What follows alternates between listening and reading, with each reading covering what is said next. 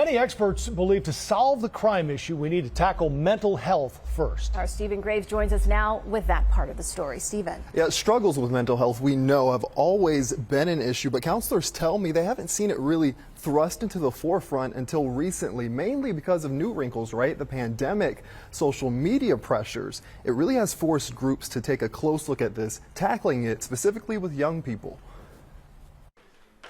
When you sit in this circle sharing feelings and thoughts, I'm always thinking about it a lot. It's not a choice, but a requirement. And through the group identity, that's where we see our greatest strides. Armin Davis is a senior counselor with the organization Becoming a Man, or BAM. He leads groups of young men grades 6 to 12, getting them to look at each other and express emotions. Recently, talks involve anxiety and depression over social media. A lot of students deal with esteem issues, and so a lot of the work is really helping them to understand that you don't have to show up this way because of likes and this thing called attention that everybody else is seeking, but you can actually get it in a healthy way. A healthy way that does not lend itself to gun violence, but isolation due to the pandemic has presented new challenges. Some emotional controls around anger.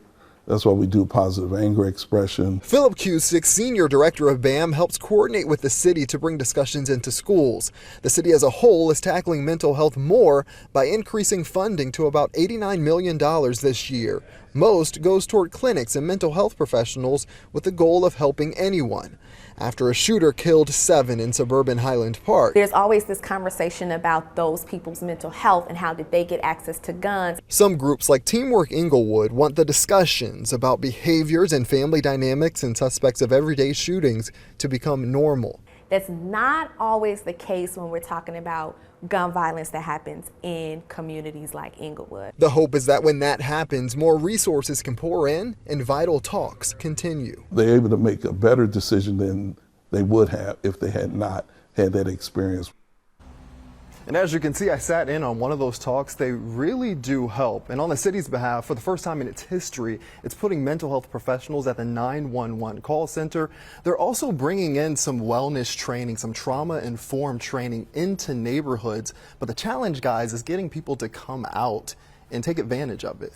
Right, there's a stigma there, but for you to sit into that session, what was it like to see these young people open up? Well, you know, they specifically were the counselors, but with me in talking, I can tell you just talking about feelings and get it out there, it makes you think about things you wouldn't normally, and actually being seen and heard, it really makes a difference. How to deal with it. Yeah, exactly, how to deal with it. Yeah, great story, Stephen.